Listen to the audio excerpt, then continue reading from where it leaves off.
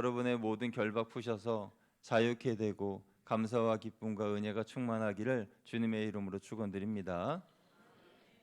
오늘은 거절과 은혜라는 제목으로 하나님의 말씀을 나누겠습니다. 여러분, 우리가 신앙생활할 때에 우리에게 큰 힘이 되는 것은 기도의 응답입니다. 그래서 하나님께 기도하니 하나님께서 그 기도를 들어주신 것으로 우리는 힘을 얻을 수 있습니다.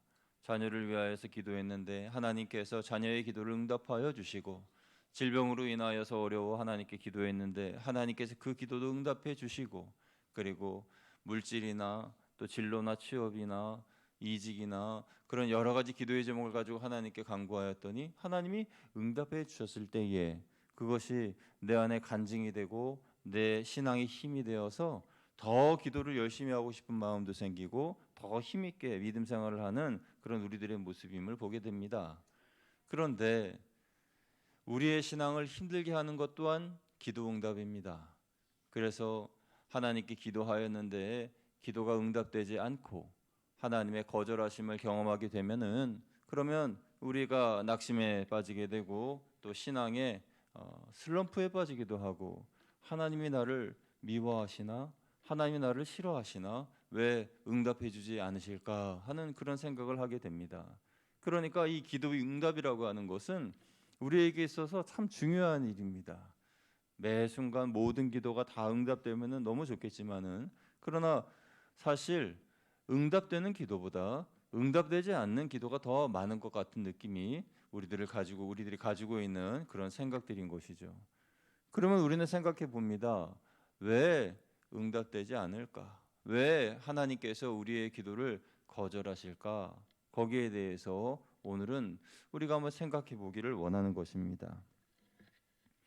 여러분, 우리가 어떤 문제에 대하여서 간절하게 기도했는데 그 기도에 응답이 이루어지지 않았다라고 할 때에 우리는 하나님께서 그 기도를 들어주시지 않았다라고 생각을 합니다. 그런데 이렇게 생각해 보신 적이 있습니까? 하나님이 기도를 들어주지 않으셨다라고 생각하기에 앞서서 나에게 무슨 문제가 있기에 하나님께서 기도 응답을 들어주시지 않은 걸까? 이것입니다.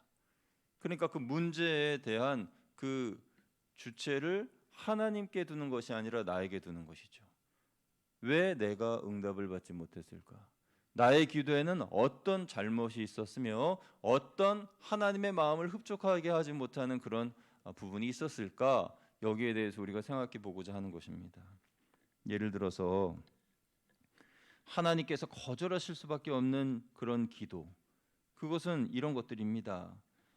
베드로가 예수님과 함께 변화산에 올라갔을 때에 그때 예수님의 모습이 변형되시면서 모세와 엘리야와 함께 서신 것을 보면서 그가 말합니다. 주님, 우리가 여기 있는 것이 좋사오니 우리가 초막셋을 지어 하나는 주를 위하여, 하나는 모세를 위하여, 하나는 엘리야를 위하여 그렇게 집을 짓겠습니다.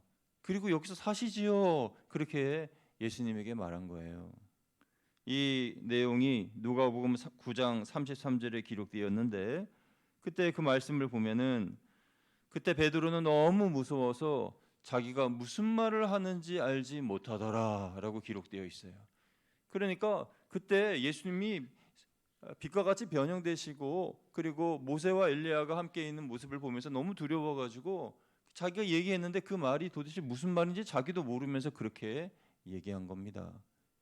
이것을 기도라고 생각해 볼 때에 예수님께서는 그 자기도 알지 못하고 한 내용에 대해서 산 아래에 할 일들이 많다라고 하시면서 단번에 거절하셨습니다.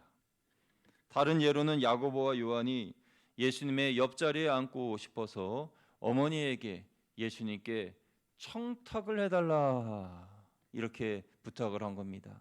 뭐 어떤 청탁인지 내용은 잘 모르겠으나 어머니께서 예수님에게 찾아와 예수님의 옆자리에 왼쪽에 또 오른쪽에 저희 아들들이 앉을 수 있게 해주세요 라고 이야기를 했어요. 그런데 그들은 뭔가 잘못 생각한 것이 예수님께서 영광을 받으시는 그 모습은 마치 왕으로서 왕좌에 앉는 그 모습을 상상하였기에 예수님의 왼쪽, 예수님의 오른쪽은 너무나 영광스러운 자리 아닙니까? 그런데 예수님이 말씀하신 그 자리는 십자가를 지는 그 자리, 그리고 또 천국에서의 그 자리인데 그것은 내가 정하는 것이 아니다라고 거절하셨습니다. 천국의 자리는 청탁으로 앉을 수 있는 자리가 아니기 때문이죠. 누가복음 9장 54절에 보면 이런 일도 있었습니다. 예수님께서 예루살렘에 가시기 위하여서 사마리아 한 마을을 거쳐 지나가시는데 그때 사마리아에 있는 마을 사람들이 예수님을 환영하지 않았습니다. 그러니까 제자들 중에 야고보와 요한이 흥분해서 예수님께 이렇게 말합니다. 주여, 우리가 불을 명하여 저들을 멸하라 하기를 원하십니까? 하늘에서 불이 떨어져서 저들을 멸하게 하기를 하는 예수님 원하시는 겁니까? 그렇게 이야기를 했죠. 그 말을 들으신 예수님께서는 그들에게 거절보다 더 강력한 책망을 하셨습니다. 이 사례들 중에는 주님을 위한 요청도 있고 주님과 조금 더 가까이 있고 싶어서 드린 요청도 있습니다. 그러니까 어떻게 보면은 좀 너그럽게 이해해 주실 수 있는 그런 요청들이에요. 그런데 거기에 대해서 다 거절하셨죠. 하나님께 거절당한 사람들 중에는 우리가 좋아하는 구약의 위대한 신앙의 인물들이 있습니다. 그런데 그들 중에는 죽기를 청하여 하나님께 간구한 사람들이 있습니다. 그들은 바로 모세, 예레미야, 엘리야, 요나 같은 사람들입니다. 요나야 신앙이 흔들리는 그런 선지자로 생각한다고 할 때에 제외라고 한다 하더라도 모세나 예레미야나 엘리야는 우리가 얼마나 좋아하는 구약의 위대한 인물들입니까? 그런데 이 사람들이 하나님께 하나님 제 생명을 좀 취해가 주세요. 절 좀 죽여주세요. 이렇게 이야기했던 사람들이라는 거예요. 여러분 이 기도를 들으신 하나님께서 어떻게 하셨습니까? 그 기도에 응답하셨을까요? 아니죠. 응답 안 하셨습니다. 다 거절하셨습니다. 그런데 시간이 지나서 아마 이들은 그때의 그 위험하고 또 그때의 그 답답하고 힘들었던 그 상황을 지나고 난 후에는 하나님께서 기도를 응답해 주지 않으신 것이 참 천만다행이다라고 생각을 했을 겁니다.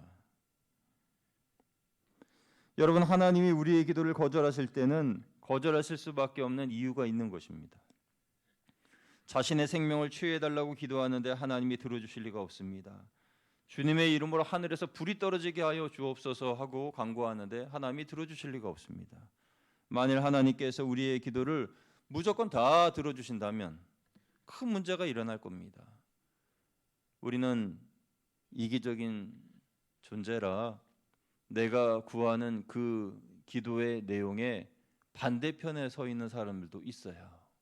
그러니까 내가 이것이 이루어지게 하여 주옵소서 하고 할 때 저쪽 반대편에서는 그것이 이루어지면 절대 안 됩니다 하고 말하는 사람들이 있다는 거예요.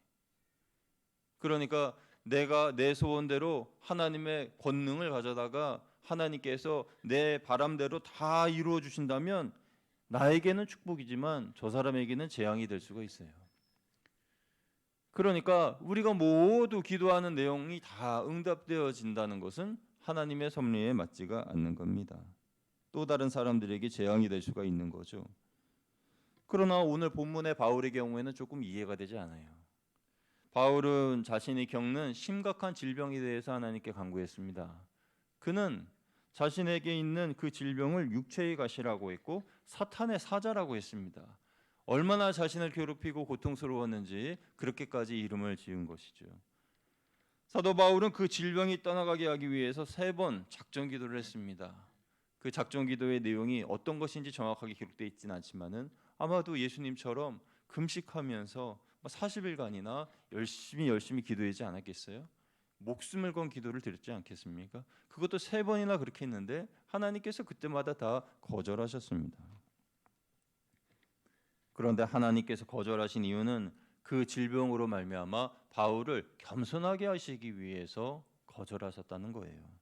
바울이 그것을 깨달았을 때에 그 하나님의 거절이 은혜구나라는 것을 알게 된 것이죠. 비록 그의 기도는 응답되지 않았지만 거기에는 하나님의 더 큰 뜻이 있었습니다.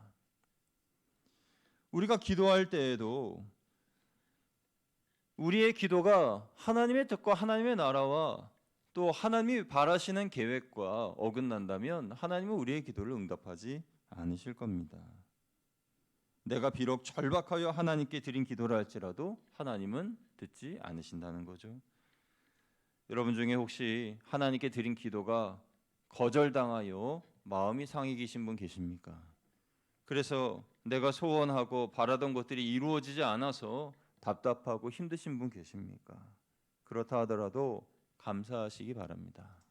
왜냐하면 시간이 지난 후에 거절당한 것이 오히려 하나님께 받은 은혜이구나라는 것을 깨닫는 날이 반드시 올 것이기 때문입니다. 그렇다고 해서 하나님께서 우리의 기도를 거절하셨다고 해서 우리를 외면하시거나 우리를 싫어하시거나 무관심하신 것은 아닙니다. 늘 그 기도 제목을 하나님은 기억하고 계십니다.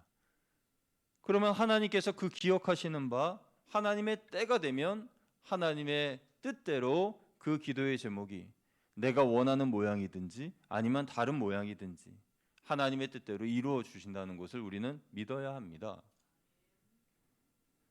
준비가 될 때까지 우리를 기다리게 하시는 거예요. 너를 위한 내 계획이 이루어지는 그때까지 너는 기다려라. 이것이 하나님의 거절하심의 본 뜻입니다. 그래서 하나님께 거절당한 성도는 기도하며 기다려야 한다는 거예요.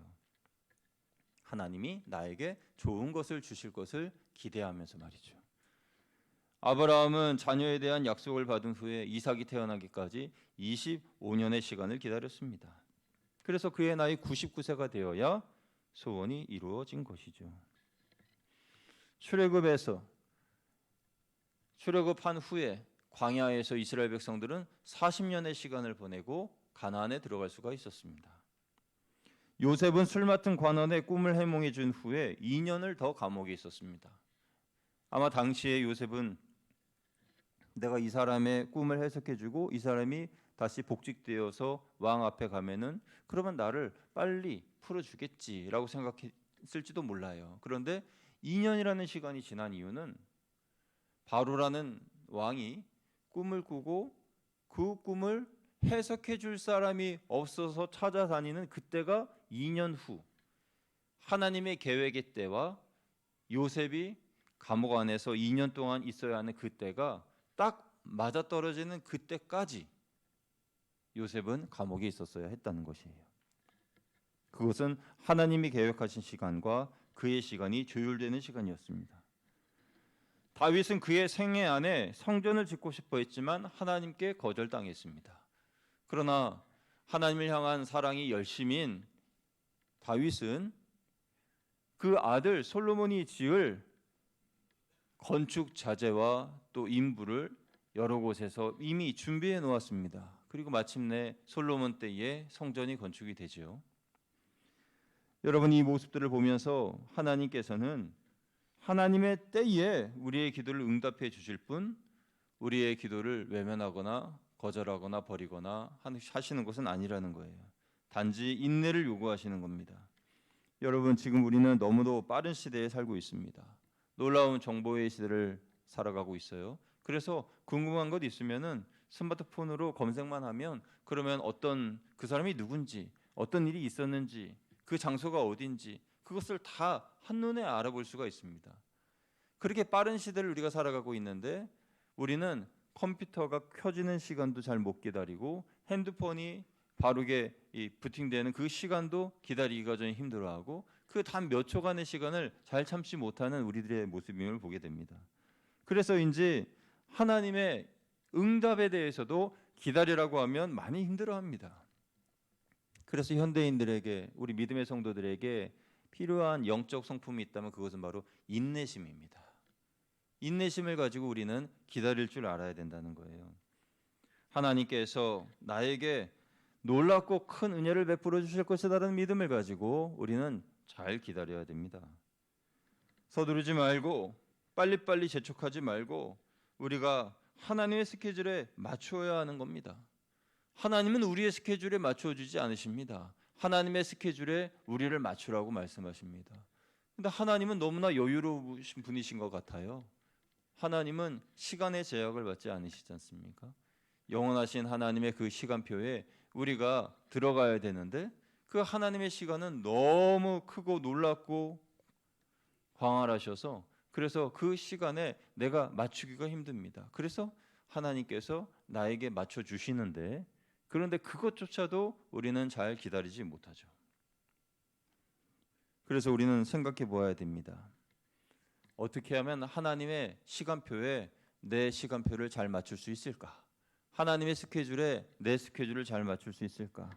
그것은 기다림이라고 말씀드렸고, 두 번째는 내 신앙의 성장이다라는 것을 우리는 알아야 됩니다. 여러분, 우리가 왜 하나님께 기도의 제목이 거절당했습니까? 왜 하나님께서 우리 기도를 응답하지 않으시는 것이죠?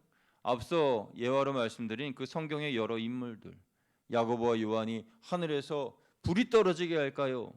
그렇게 간구하는 것 참 어리석고 어린아이 같은 그런 모습 아닙니까? 그러니까 그러한 기도를 우리가 하나님께 올려서야 되겠냐는 거예요. 엘리야, 모세 그리고 예레미야가 하나님 저희 사명 감당하기 너무 힘드니까 하나님 절 좀 데려가 주세요. 절 좀 죽여 주세요 하는 그 기도. 그들은 선지자고 위대한 하나님의 사람들이었으나 그때 그 순간만큼은 너무나 어린아이 같지 않습니까? 그래서 하나님께서 원하시는 것은 뭐예요? 그런 그 어린아이 신앙에서 벗어나서 성숙한 믿음의 사람으로 자라가라고 하는 것은 아닙니까?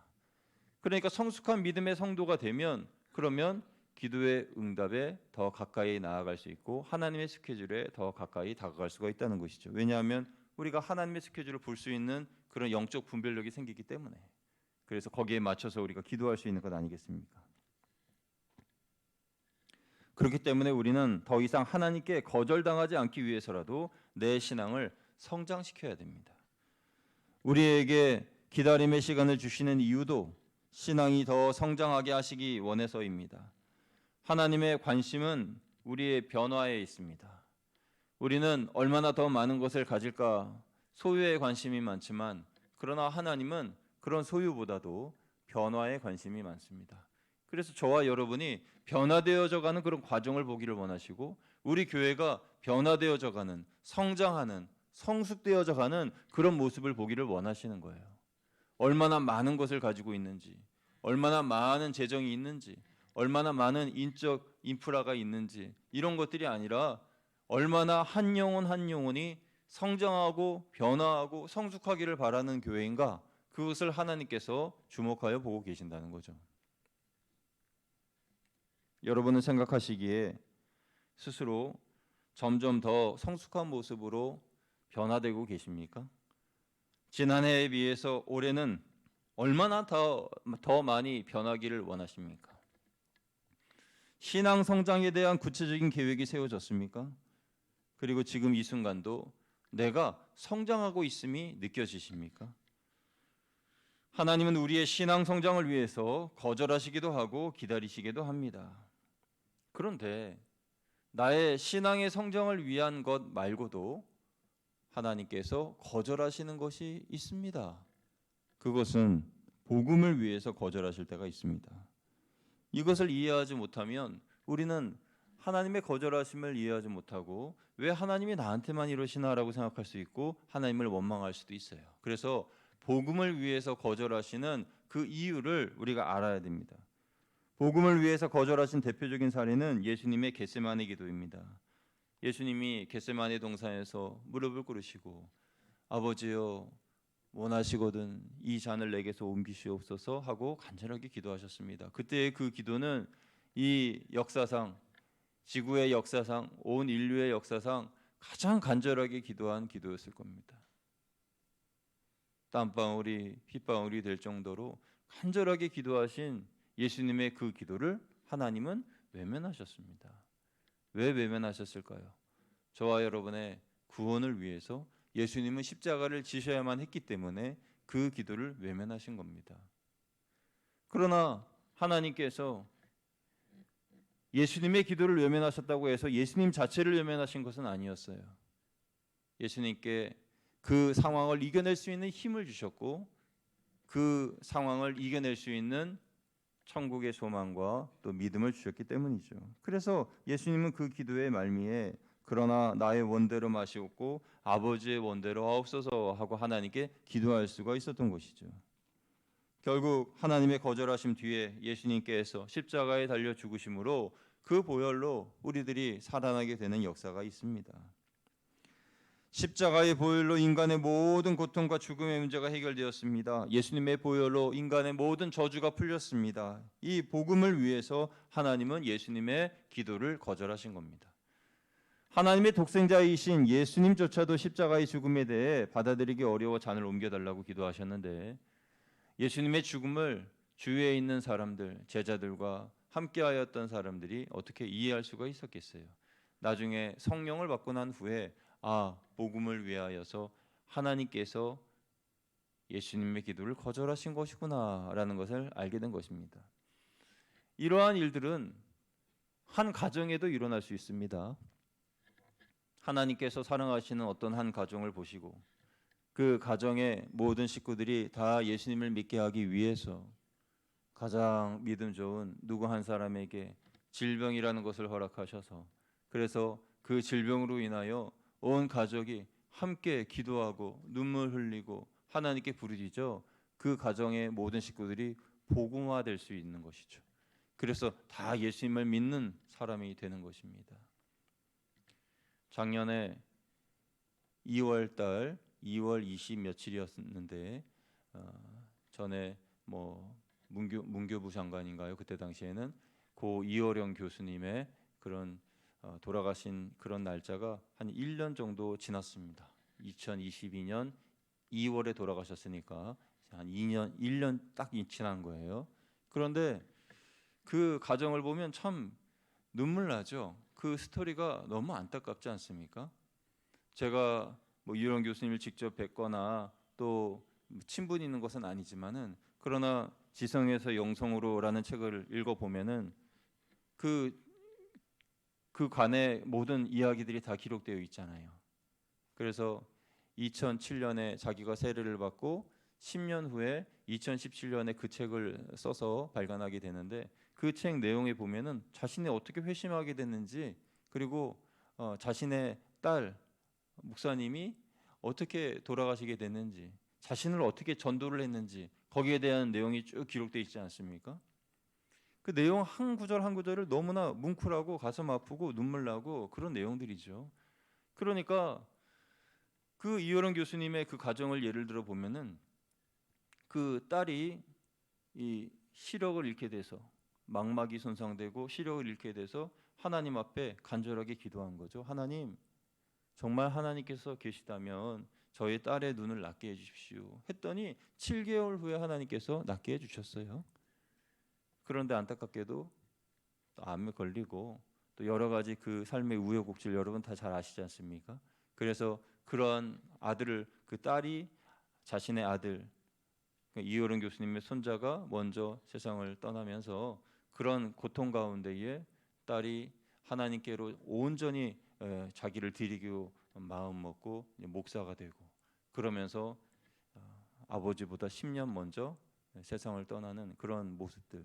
그런데 그런 과정을 보면요, 세상 사람들의 눈으로 보면은 아유 뭐 이렇게 병에 걸려가지고 사람들이 이렇게 많이 걸리고 또 뭐 이혼도 하고 또 뭐 자녀도 죽고 왜 이렇게 집안이 좀 이렇게 좀 안 좋아 그렇게 생각할 수 있습니다만은 우리가 믿음의 눈으로 보면은 그 가족 식구들 다 하나님께서 구원하시기 위해서 복음화시키시기 위해서 그렇게 하나님이 역사하셨다는 것 아니겠어요?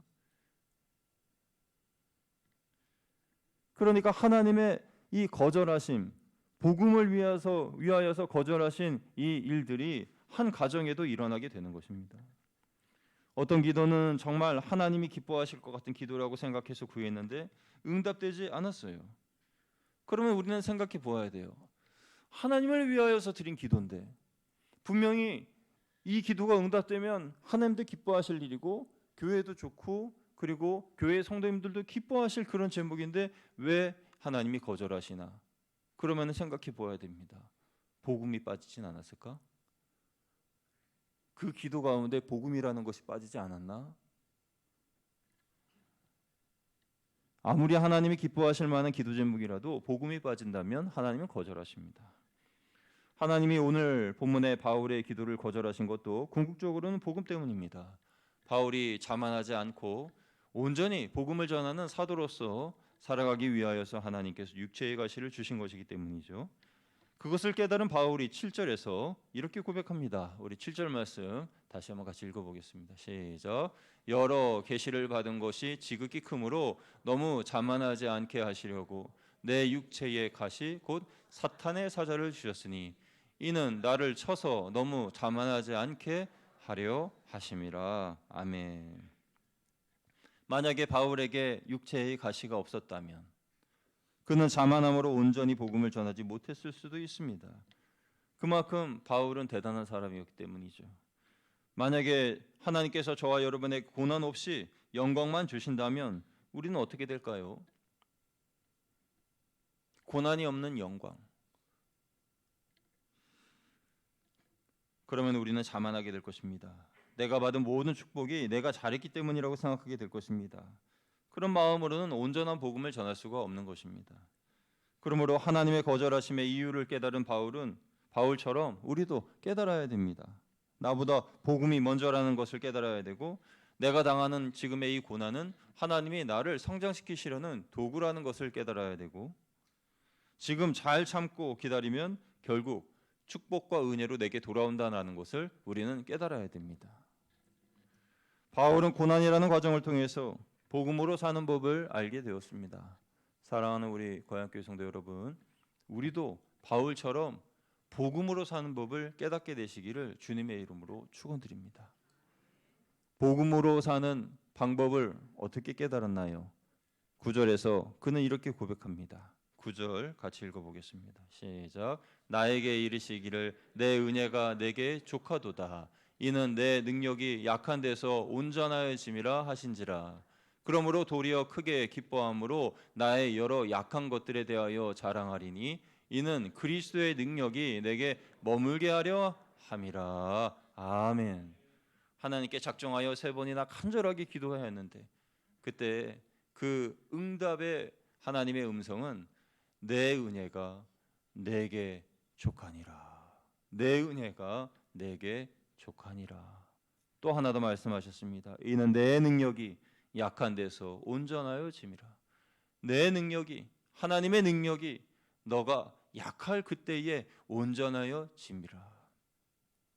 여러분 우리가요 스스로를 약하다고 생각하지 않고 하나님의 도우심을 구하려 하지 않고 그냥 내가 뭔가를 해보려고 하면은 하나님이 하나님의 능력을 내 안에서 나타내실 수가 없는 거죠.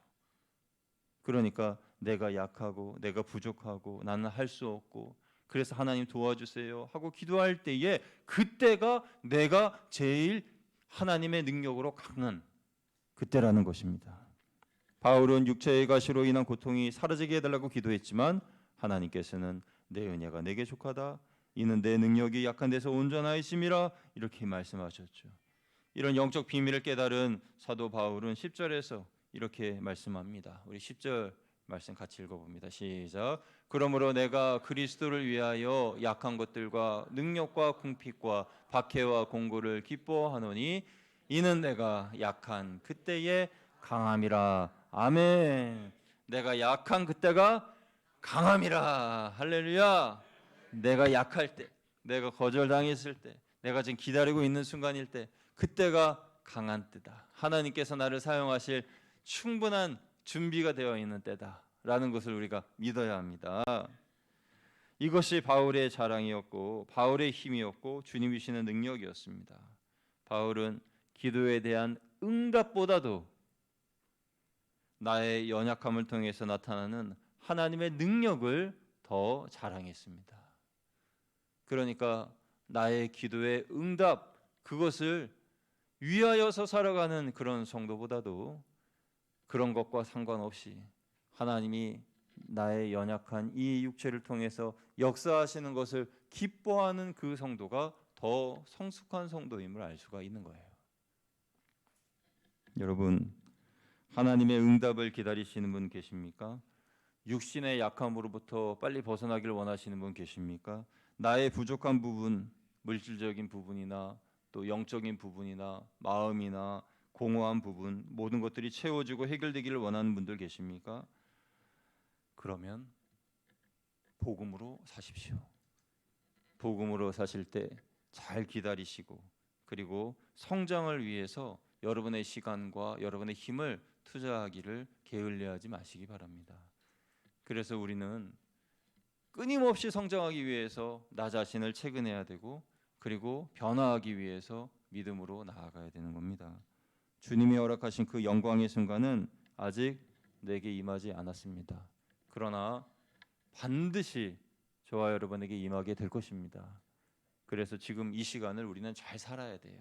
오늘 하루도 나의 약함을 자랑하며 하나님의 능력을 온전히 받아 살아가는 그런 이번 한 주간이 되시기를 주님의 이름으로 축원드립니다. 이렇게 기도하겠습니다. 하나님 아버지, 잘 기다리지 못하는 우리들입니다. 하나님의 응답에 잘 기다리지 못하여서 때로는 실수하고 때로는 잘못하는 그런 우를 범하는 우리들이지만은 그러나 나의 약함이 오히려 하나님의 강함이시고 내가 복음을 위하여 살기로 작정하였다면 하나님께서 잘 기다릴 수 있는 힘도 주실 것이고 또 하나님 은혜 가운데에 능력도 받을 것이기에 아직 임하지 않은 그 영광의 순간을 위해서 믿음으로 달려가는 우리 모두가 될 수 있도록 인도하여 주옵소서. 하나님께서 허락하신 그 영광의 순간은 나의 약함을 주 안에서 자랑하는 그때부터 시작되는 줄로 아오니 이번 한 주간도 나의 약함을 주 안에 자랑하면서 주님만 의지하며 살아가는 우리 모두 되게 하여 주옵소서. 우리 주 예수 그리스도의 이름으로 감사하며 기도드리옵나이다. 아멘. 함께 찬송가 300장 찬양하시면서 준비하신 예물 봉헌하겠습니다.